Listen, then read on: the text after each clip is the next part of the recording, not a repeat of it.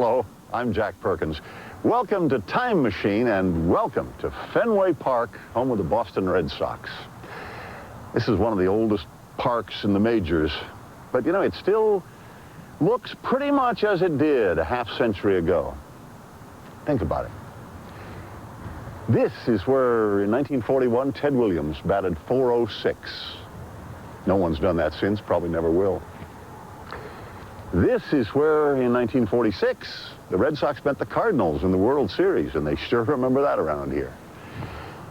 But in the years in between, the years 42, 3, 4, 5, World War II cast a pall over this place, as it did over every major league ballpark, because many of the game's biggest stars, Williams, Joe DiMaggio, Stan Musial, were off in the military. More than half of all major league players were in the service. Baseball took a backseat to freedom during the war, and in the next hour we will show you how the game was affected, and we'll show you the men who gave up some of their best seasons in the sun when baseball went to war.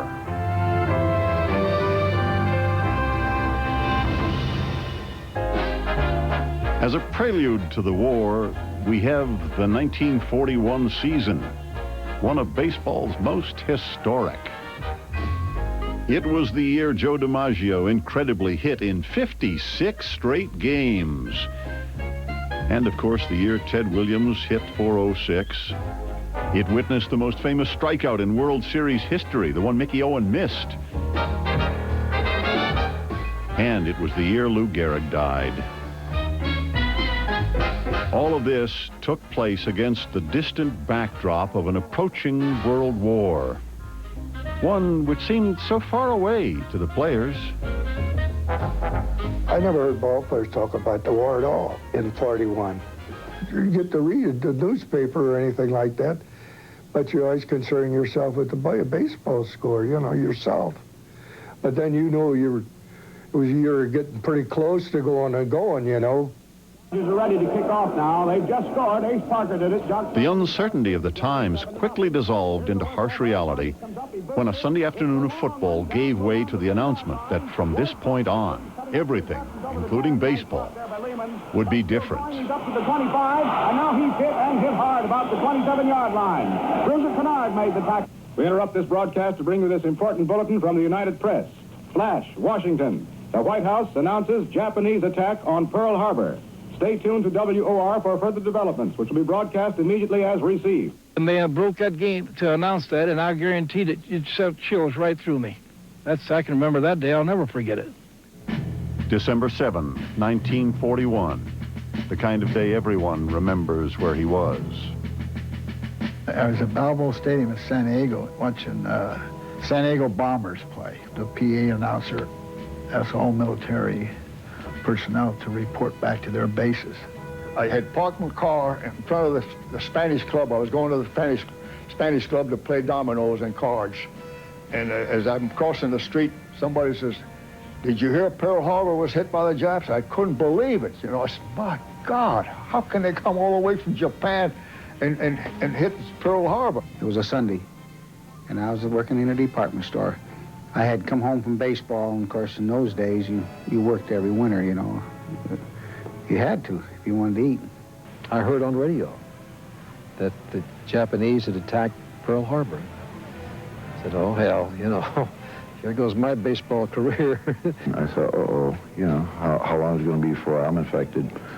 And, you know, I was just becoming 21 at that time. And I was in Minnesota, and it's 4 or 5 hours, 7 o'clock. They just said they've announced that the Japs had hit Pearl Harbor. And at that time, I didn't, getting into the service wasn't paramount in my mind. Still, I wanted to play baseball for sure. Now, I was a little different Bob Feller. He joined up 3 days later, and off he was. I had the radio on in my car. I was alone. And I was going to the Palmer House Hotel in Chicago to meet and sign my contract. And I thought about that, and I thought, well, there's a lot more important things going on right now. We're losing very big in Europe. We're losing very big in the Pacific. We just lost 3,000 men at Pearl Harbor that same day. And when he wanted to sign the contract, I met him that night at the hotel. I thought about it Monday, and I told him Monday that I was going to go over and joined the Navy the first thing in the morning on Tuesday, the 9th of December. Everybody knew we were in the war. It was a different kind of war. It wasn't Vietnam. It was a question of Germany, you know, to conquer the world. And there was no choice. Everybody joined up.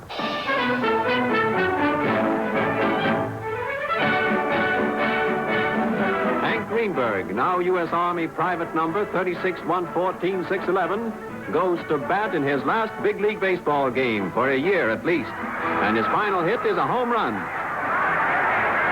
Now it's goodbye baseball.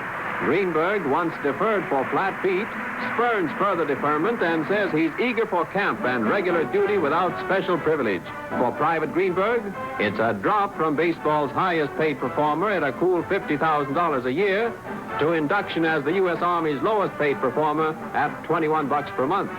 A rookie in this nation's most serious game. It's hard to imagine today's ball players running off to war, but this was a different era, and so many young players were overwhelmed with patriotism.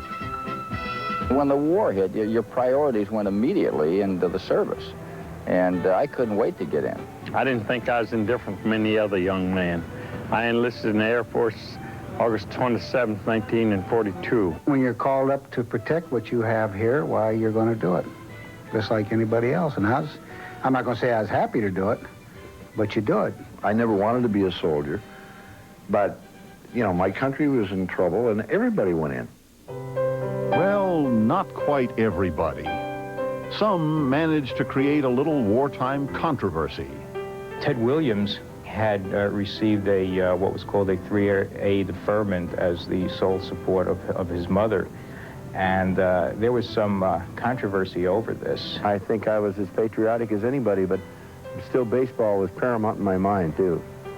Then, of course, in May of that year, I did sign up. Joe DiMaggio also came in for some criticism. After the 1941 season, despite his 56-game hitting streak, the Yankees wanted to cut his salary.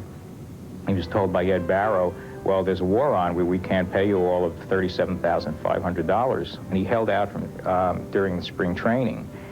And one day he got a telegram from a group of soldiers telling him, well, if you're not satisfied with the Yankees, why don't you join us in the service? So he did, giving the regular GIs one more famous bunkmate. You know, you'd talk to these GIs and they'd say, hell, I'm living in the same barracks with so-and-so. You know, rubbing shoulders with this and this guy and that guy. Never in the world they'd ever dream that would happen. Everybody wanted to catch me aboard ship, so I played catch with everybody. Of course, a lot of baseball, they're still floating around out there in the Pacific that we threw overboard. They didn't quite catch them all. Besides, the ship would roll once in a while. I'd throw one over the catapults or over the fantail. It was time for teammates to say goodbye, including one Washington senator who became a pilot.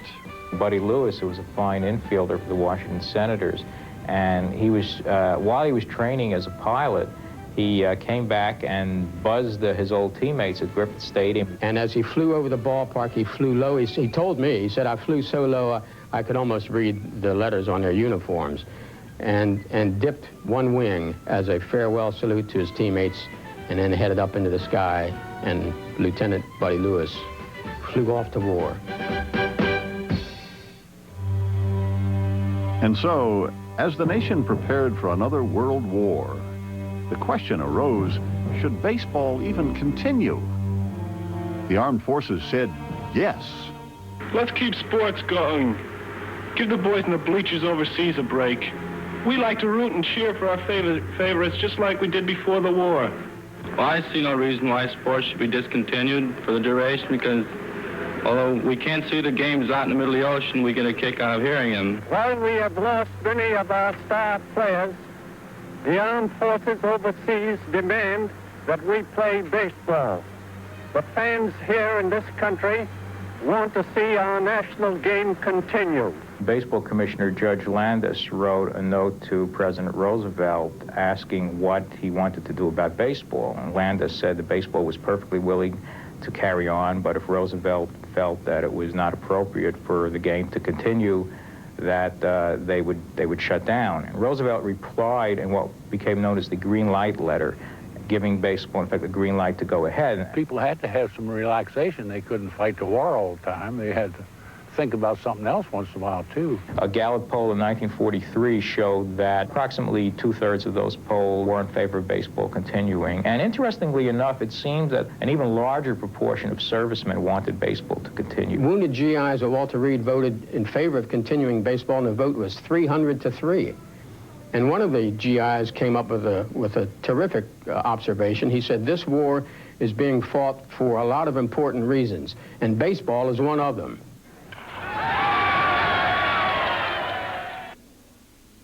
When baseball went to war, we'll continue in a moment.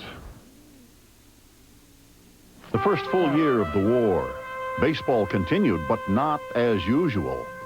Rationing had cut deep into equipment and the draft into lineups.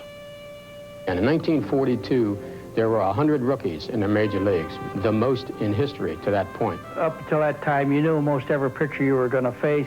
Now there were some new faces that you had to kind of adjust to find out what you might be facing. And some pretty good pitchers had come in. You know, the guys could throw the ball pretty good. The ball itself was a casualty, at least temporarily, of World War II, because rubber became so scarce. They came up with a substance called balata, which came from tropical trees. It was not a strategic substance. And they put this in the baseball in the place of natural rubber. It's remembered with no fondness at all by the players who played, who had to hit it. When you hit that first pitch of the ball that looked round, it looked like an egg. It really looked like an egg because there was no more driving it after that. And we were really using what we were hitting the balata ball, which would go puff, and that was it. You couldn't really drive that ball too far, right through the infield or for long distance. I thought, man, you know, as good a ball as you hit, you thought it was out of the ballpark, and the outfielder would go out to the fence, and pretty soon he'd take 3 or 4 steps in and catch the fly ball. So, too, did the tradition of keeping souvenir foul balls undergo a change. Fans always threw back the foul balls because the balls were shipped to military bases for the American servicemen. Occasionally there might be a fight, might break out in the stands if somebody didn't want to throw a ball back, and another spectator was trying to get that fan to do his patriotic duty. They played games at night and in the morning to accommodate the factory workers. Even the 42 All-Star game began at 6:30. Polo Grounds, New York. More than 30,000 see the American and National Leagues clash, with proceeds benefiting our soldiers and sailors. It began about 6:30 in the evening because night baseball had been cut off during the war years in New York City. The fear was that the lights from Polo Grounds and from Ebbets Field would silhouette ships in the harbor and make them easy prey for Nazi U-boats. It so happened that particular night a citywide blackout was set for New York, and the All-Star game ended around 9:30 in the evening, and just moments after it ended, all of the Polo Grounds and the rest of New York City went dark, and the players had to sit around for a while in the clubhouse waiting to get dressed because of the blackout. The playing of the Star-Spangled Banner before games, an occasional occurrence to that point, became a ritual. And even the weather worked its way into the wartime equation. The announcers were not allowed to describe the weather, whether it was raining or whether the sun was shining. The feeling was that this could, enemy agents might pick up certain information about the weather, and perhaps if some bombing raid was contemplated, this would be of help to the enemy. Diz Dean in St. Louis, he's broadcasting. You're not allowed to talk about the weather. And Diz says, "Folks, I ain't allowed to tell you why they're delaying this ball game." He says, "But if you take a look outside, you'll find out." Wartime restrictions also put a halt to the annual rite of holding spring training in Florida. Travel restrictions were very unique. Commissioner Landis would not let any Major League Ball club train south of the Mason-Dixon line if they wanted to continue with baseball. In turn, baseball offered a gift to the men serving overseas, a World Series highlight film, promoted by its biggest stars. on land, at sea, and in the air. 170 American League players are serving the country. From the National League, 155 men have entered the armed forces. And to them and their fellow fighters overseas, Babe Ruth, the great Bambino who blasted 714 home runs in his Major League career, broadcasts a pre-game message. Just to make sure you fellows don't miss baseball's classics this year, the American League is filing highlights of all the games. And we ship them all over and wrapped up in a pack.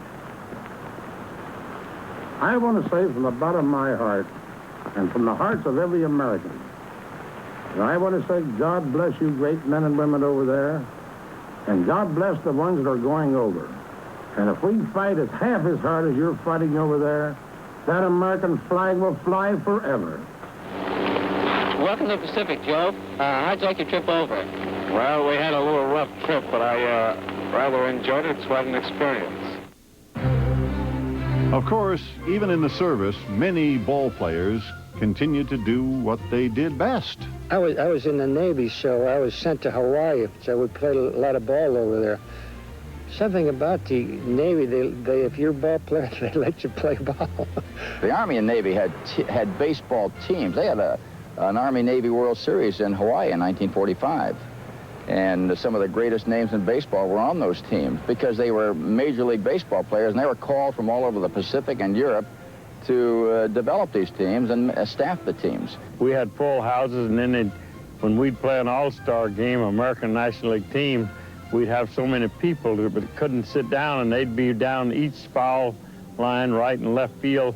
A whole company had to come and march them over there whether they wanted to go or not, so they had to watch the game. I played in Corpus Christi about 8 games. I saw one of the greatest games I ever saw, with Bob Kennedy playing shortstop and Ted Williams playing. And Ted Williams in that game is for the championship of the Navy. That game went something like 17 innings, and Ted Williams went 0 for 7 in the game. I imagine that was the only time in his life he ever went 0 for 7. And we played in the ballpark at Rizal Stadium that the Japanese had used for an ammunition dump.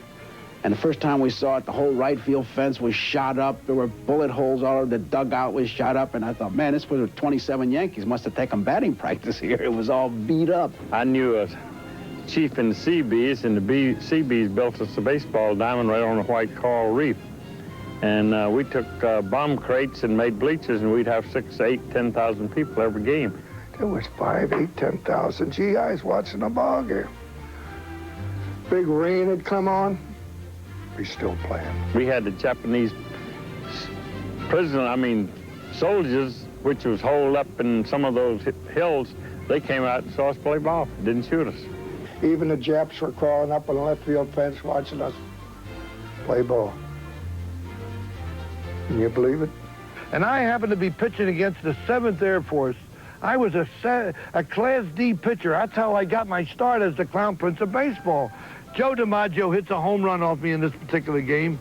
And would you believe it, from the pitcher's mound, and I've told this story 1,000 times and I've never been tired of telling it. It's like Sinatra singing a certain song. I'm the same way. I followed Joe DiMaggio from the pitcher's mound as he rounded first, stride for stride, around the bases. And as we came into home plate, his whole team came out of the dugout. And what do you think? They're shaking my hand at home plate, and Joe D is sitting in the dugout by himself with a smirk on his face, he told me later. And I tell Joe to this day, oh, I said, Joe, if it wasn't for me, nobody would have never ever heard of you, Joe. Most of these players never saw a day of combat, but in a war with many jobs, they fulfilled their duty. When I went in, I asked no favors. If they wanted me to clean a latrine, pull KP, I did it. Can you imagine? Enos and them all doing KP and cleaning stoves and washing dishes at 9 o'clock at night on KP so the GIs didn't have to do it? Didn't have to shoot at anybody because I don't think I'd have been too good at that. I wasn't in any life-threatening situations or anything like that, except maybe a bad infield or two. It was all right. Well, I would have much rather been in some duty in the States, but there was a hell of a lot better duty than some of the other people had, too. How do you like playing for the Army, Joe? I don't mind it very much at all. As a matter of fact, I'm quite enjoying it. Although, I'm looking forward someday to getting back with the Yankees.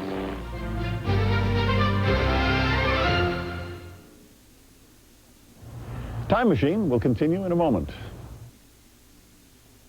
Not everyone from baseball was playing baseball in the service.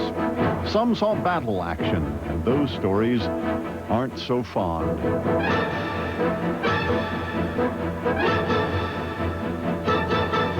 When you're in service, you have some pretty grim experiences about suddenly, instead of working for a manager and trying to play baseball, now you're in a very, very serious proposition of preparing yourself for enemy encounter skirmish with someone else. Most people like me were always frightened. You know, you're scared. You don't want to get killed, obviously. And, you know, when you're young, it's always the other guy. It'll be never you. You know, somebody else will get it. You'll never get it. The island of Saipan, when I went there, was supposed to have been secured. Well, we no sooner hit the beach, and they dropped that door from them big LSTs, and we didn't, myself, we didn't have the equipment to fight back and stuff, and we got run right back in the water. We were involved in the breakthrough of the Germans in Belgium. And then actually my unit was surrounded by the Germans, so we were, you know, we were in a pocket in the Black Forest, and the Germans, when they made their breakthrough, had our equipment, our uniforms, even our dog tags. So that to show you how baseball is a part of Americana, the communication that we had among Americans was something like who played second base for the Bums. You know, the Germans knew about Brooklyn, they knew about New York and our lifestyle, but they didn't know our colloquialisms, and especially baseball. And I pity any guy who's an American soldier that wasn't a baseball fan, because now he's in deep trouble. I was in the lead jeep of a patrol, and a sniper from a building shot from above, and the bullet went in the back of the steel helmet and came out the front of it, and it just scraped the helmet liner. And at the time, I just felt a tick.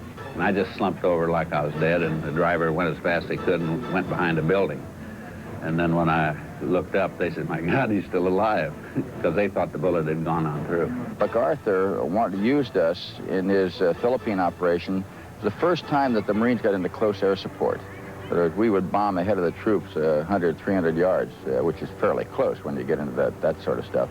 And 7 squadrons in MAG 24 and 32 went to the Philippines with MacArthur, and we worked the whole strip, you know, from the Leyte, Mindanao, the Lingayen Gulf, and Luzon. My unit captured the Remagen Bridge over the Rhine River, which probably shortened the war by several months. My assignment was to post guards on this bridge, and another officer and I were discussing where those people were supposed to be on the bridge. And this was like 1 minute of 4. My group was supposed to take over at 4 o'clock. And that bridge fell of its own accord because we had added too much weight to it. We were trying to get our equipment across that bridge to establish a bridgehead on the other side. And this was an old railroad bridge, and we added so much weight to it that the rivets popped out of that bridge, and it sounded like machine gun fire, really. And 1 minute later, I would have been on that bridge. So I felt like I was a pretty lucky guy. Even the sacred baseball name of Babe Ruth was invoked by the other side as a battle cry. Supposedly they would charge American lines yelling to hell with Babe Ruth. And Babe Ruth was asked about this, and he said, well, I hope that any, as he, in the vernacular of the day, said, I hope that any Jap who said that would be killed, and to hell with all Japs anyway. The Japanese had cheered Ruth back in 1934 when he joined other players on a goodwill tour. Ironically, one player on that tour was already serving his country as a spy. Cleveland Indians catcher Mo Berg. Mo Berg, of course, was an extraordinarily brilliant man. He was really just a journeyman baseball player. He went on a tour of Japan with a Major League All-Star team, and the story is that under the pretense of visiting someone at a hospital in Tokyo, he, when nobody was looking, he went up on the roof and for U.S. intelligence took photographs of the Tokyo skyline, and that those photographs were turned over to the War Department, and that they were later used in bombing raids of Tokyo. We all knew that he was a smart guy, and we all knew that he could speak a half a dozen languages. He's supposed to have carried on some very important intelligence missions in Europe during World War II, and the extent of what he did is really not really known even today. But spying and ducking bullets are two different things. And as most ball players who served discovered, regardless of your civilian job, war is hell. Wasn't too happy in the service. Like I said one time, I said, if they let me out, I'll send them a check every month for what they're sending me. It's an experience, but it's an experience you can live without. I hate war, I'll tell you that. I think it's the dumbest thing I ever heard of. That innocent lives have to be so wasted. I'm no hero. The heroes didn't come back. The heroes are still on the beaches at Omaha Beach and in Europe and the depths of the Pacific and the Atlantic, on the islands in the Pacific. They're the heroes. The ones that returned, like myself, no hero, did the job.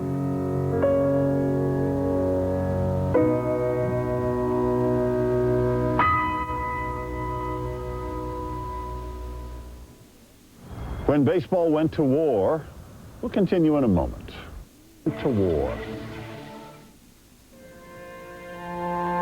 As the war progressed, it took its toll on the country and on baseball. It was an inferior product, of course, but it was relative, meaning, it's you get two kid teams playing. If they're pretty equal, it can be an interesting game. We did the best we could, what we had at that particular time. And at that particular time, it was the best available. It seemed like it was good baseball. You know, you still had enough players that were left playing, and it wasn't like maybe a really top major league type of baseball. It gave a lot of players that didn't exactly have major league talent a chance to play in the major leagues. I think that was a big thing. Of course, the caliber wasn't quite as good. As the war progressed, there was a desperate search for bodies. The St. Louis Cardinals put out an advertisement in the Sporting News looking for ball players. It was a case where the old expression, you can't tell the players without a scorecard, didn't even apply, because sometimes you couldn't tell the players with a scorecard. They were here today, literally here today and gone tomorrow. There was a wide range of players who played during the war. Some of them were too young for the draft, like Joe Nuxhall at age 15, pitching for the Cincinnati Reds, all the way up to the other extreme with Hod Lisenby, a man named Hod Lisenby, who was pitching for the Cincinnati Reds in 1945 at age 47. Hod Lisenby was born during the Spanish-American War. Jimmy Fox became a pitcher at the end of his career during World War II. Pepper Martin came out of retirement and played. But on the other hand, there were some quality ball players who played before the war, during and after the war. So that it wasn't just like a circus sideshow, although there is that tendency, I think, to feel that it was. But many of the players were, as a matter of fact, 4Fs, meaning they were physically deferred from military service, or they were too old or too young. So depleted were the baseball ranks that even the St. Louis Browns, one of the worst teams in baseball history, managed to win a wartime pennant. The Browns' only pennant in 1944, the only year they ever won it, was due in some part to their luck in the draft. They had 18 4Fs on that ball club and two fellows who had been discharged from military service. So you're talking about 4 out of every 5 ball players were either 4F or had been discharged from the armed forces. So by virtue of their having more 4Fs than anyone else, they struggled their way to a pennant. I remember listening to the 44 World Series, the Browns and the Cardinals, and names you're saying, wow. I mean, if it was today, you'd probably find them on the side of a milk carton. I mean, you know, they were lost for many years, and all of a sudden they're in the big leagues.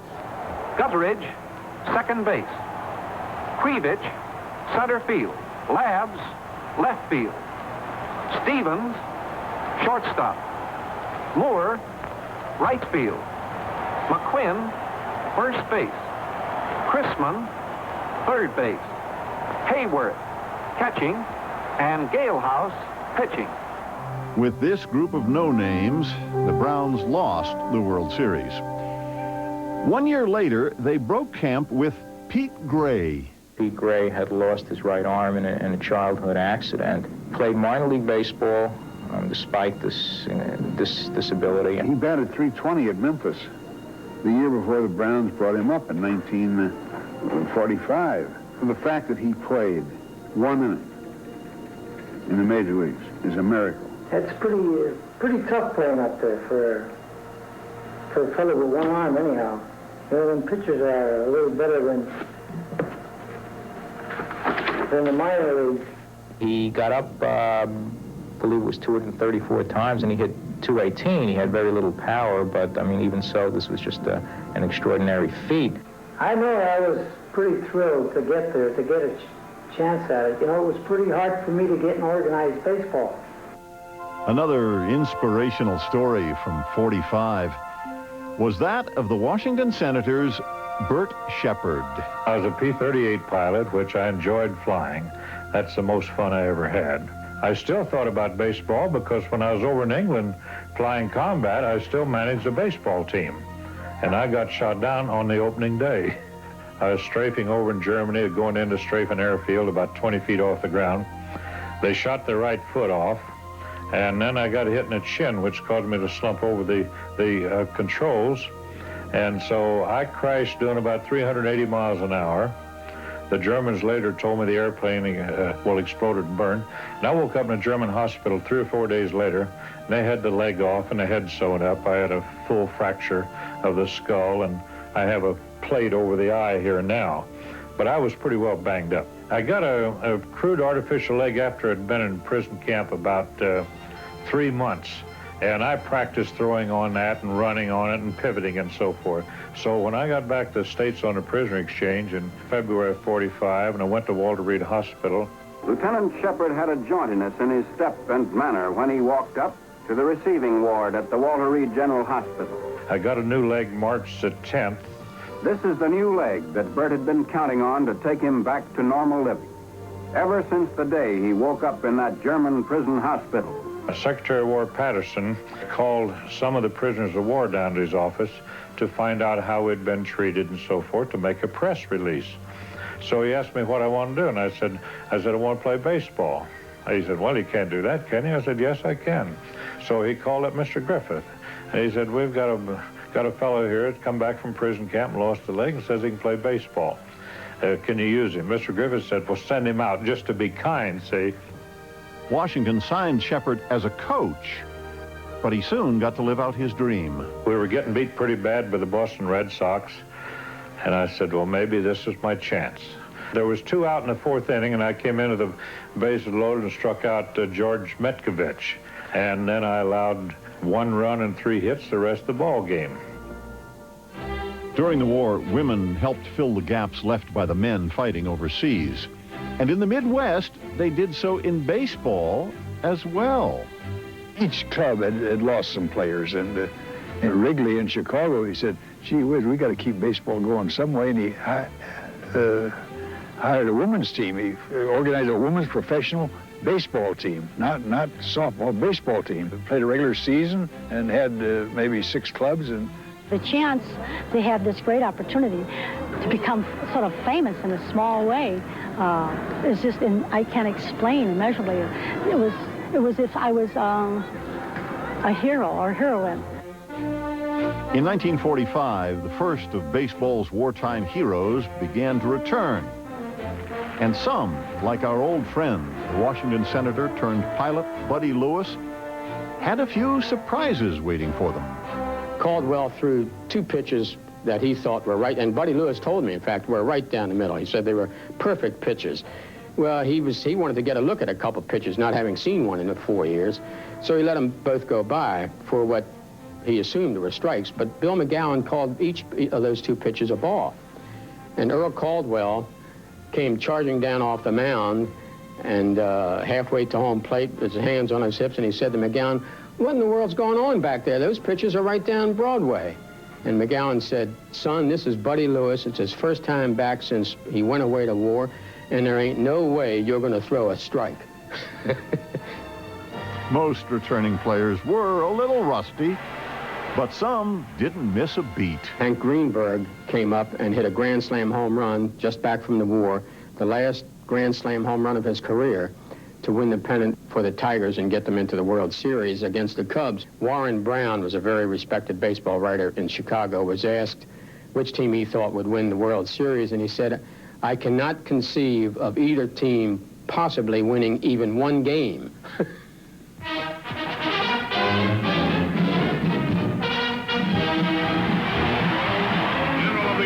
Dwight D. Eisenhower, Supreme Commander of the Western Allies, receives the greatest ovation.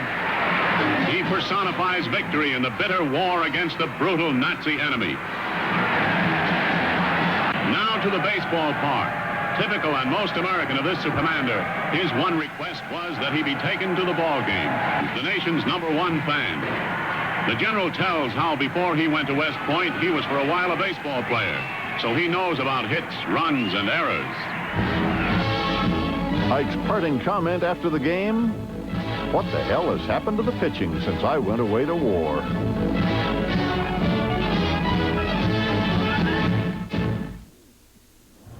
Time Machine will continue in a moment. A&E's Time Machine returns to when baseball went to war.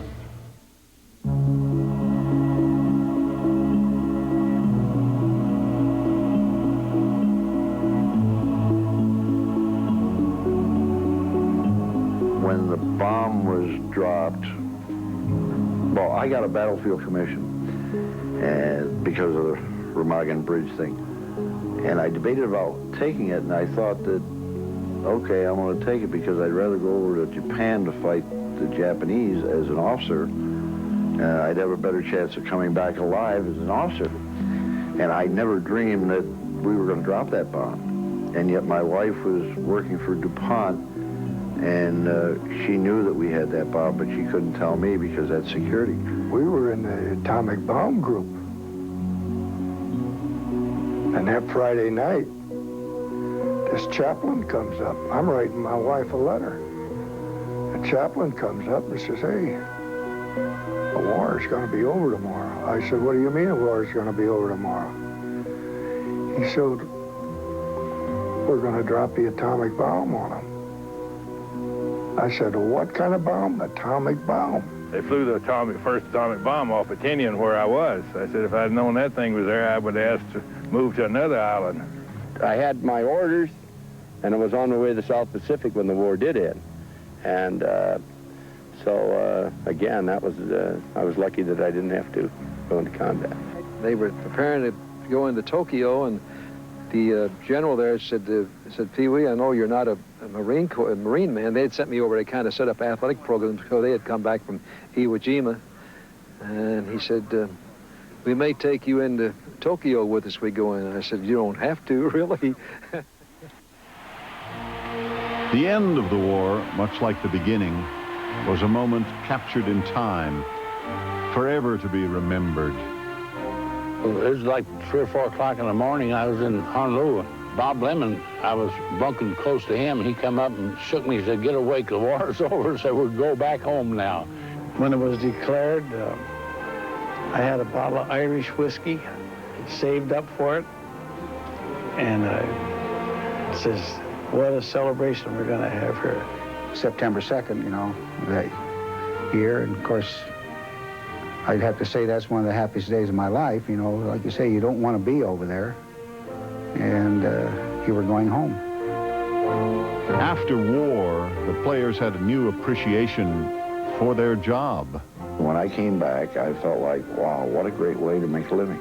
You go out and get your hands and face dirty in your uniform and sweat, and then have the opportunity to take a shower and put your clothes on. You know, in the service, we went for like 2 and 3 months without a shower, and the scared kid that was there in 42 was now feeling pretty comfortable because I knew that if I didn't do well, they weren't going to shoot me, that they were going to bring a relief pitcher in. You know, that was the difference. I think I was more mature after spending that much time aboard ship and in the war, and it changed a lot of the outlook on life and so forth.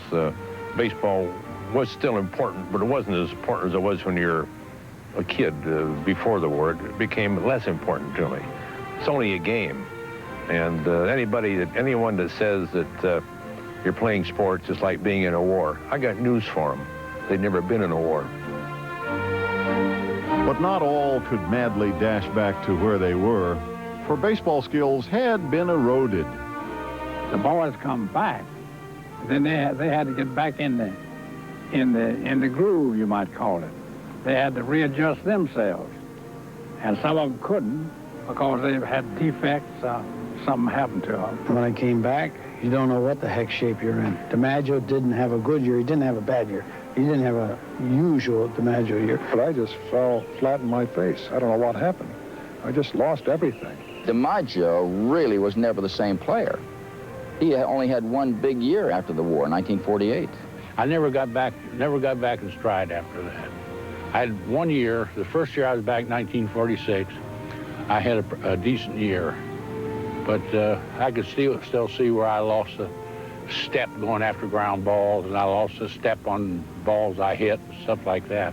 I was starting all over. I was 35 years of age. I had a sore arm, and it wasn't very appropriate equipment to try to come back with. It cost, I think, a Hall of Fame, probably election, so far at least, is Cecil Travis, the Washington shortstop, who was second in hitting the year Ted hit 400, was a real good hitting shortstop third baseman who came back from the Battle of the Bulge with frozen feet. That's the thing I think that people have forgotten, how many guys really gave up careers, and you say, well, they were lucky they didn't get killed. That's true, because a lot of guys did get killed. And for some, there would always be the haunting question, what might have been? You take guys like the Schoolboy Rose and the Williamses and Billy Hermans and all those guys, they lost valuable time that they can't get back age-wise. Those were my, so to speak, peak years, and I lost them. I've often wondered, Ted Williams, what kind of records, Bob Feller, what kind of records would they have had they not been interrupted? The 3 years I lost is the only thing that you can say. Hell, it was 9 billion guys that did, that contributed a lot more than I did. I never heard Ted say, well, it's a lousy deal, this and that. It was something that he accepted, and then having to go back into the Korean War, he lost 5 of his peak years. And if you take the amount of home runs he hit, average per year, he probably would have ended up with 700 home runs or more. Oh, I didn't begrudge going in service. I did my duty. I served my country the best I could. I'm very proud of my military career. And that's more important to me than if I had 100 more wins or 1,000 or 1,200 more strikeouts and more no-hitters. Oh, no. I've made some bad decisions in my life, but the one I made on December 9th is not one of them. And in the aftermath of war, there was a positive, as baseball made the decision to integrate the game. I had seen these black boys offering to fight and die for the freedom of the country all around the world. And then when he came back home, they were told he couldn't play the national game. I just didn't think it was fair, and I didn't think it was just and decent. And I told Ricky, I said, bring him on in and we'll make a fight. They had to sign a Jackie Robinson or somebody because World War II had depleted the ranks of Major League Baseball. They'd taken away the Musials and the DiMaggios, and all those guys went into the service. And when they came back, they weren't the same ball players. And baseball was really, Major League Baseball was in dire need of a spark. Jackie was just what the doctor ordered to become the first black to play in the major leagues. More than 500 major league players and some 4,000 minor leaguers served in World War II. And of them, only 2 did not return. They were Elmer Gideon, who played briefly for the Senators, and Harry O'Neill, who played 1 game for the Athletics. For all the rest, there isn't even a footnote. In all the encyclopedias I know, it rarely ever says in any particular year that you're in military service. There's a blank there. I don't really resent it. I think it should be in there. I asked somebody one time, I said, why don't they change the book? And the person I asked, I won't reveal his name, said it might be an inconvenience to the publishers. I said, do you think it was an inconvenience for these fellows to spend 3 or 4 years in military service? That was an inconvenience. The publishers should have it in their books. That's part of history.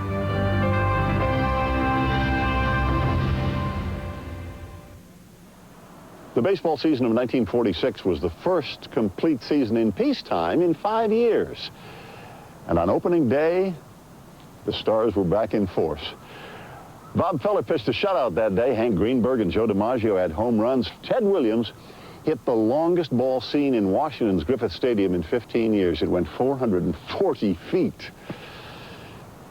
Baseball in those years, right after the war, seemed to symbolize normalcy, a return to life as it had been before Pearl Harbor.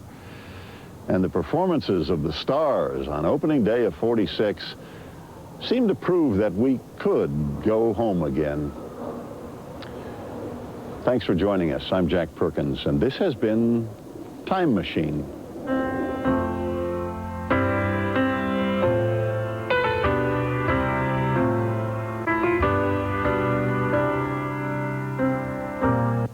To order a video cassette of this program, call now 1-800-423-1212.